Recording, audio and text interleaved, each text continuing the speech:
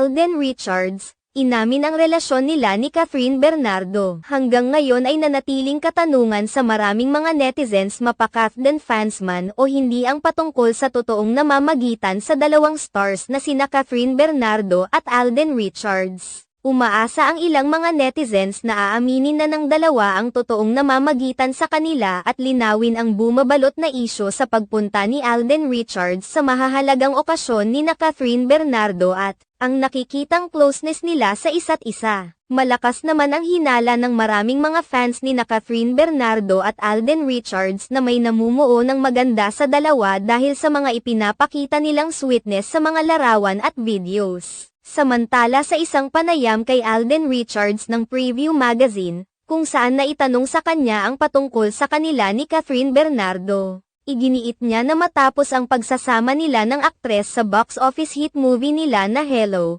Love, Goodbye, noong 2019 ay hindi naman nawala ang kanilang pagkakaibigan. Hindi rin umano nawala ang kanilang komunikasyon dahilan upang maging solid ang kanilang pagkakaibigan at maging ng iba pang kasamahan nila sa nasabing pelikula. Iginiit din ng aktor na kung anuman ang namamagitan sa kanila ngayon ni Catherine Bernardo ay sa kanila na lamang umano muna ito sa ngayon. Nais umano ng aktor na maging pribado at personal na muna ang lahat. The friendship never ended. Naging solid din talaga yung samahan naming lahat, and right now, I'm just quite overwhelmed. Whatever is happening between Kath and I really want it to be personal, saad ni Alden Richards sa isang interview. Hindi naman nabanggit ni Alden Richards kung magkakaroon nga ba ng part 2 ang hit movie nila ni Catherine Bernardo na ilang taon ring naging highest grossing film ng bansa. Sa kabilang banda, kahit pa hindi umaamin si Alden Richards sa totoong relasyon nila ni Catherine Bernardo, positibo ang mga fans ng dalawa na nag-level up na talaga ang kanilang relasyon.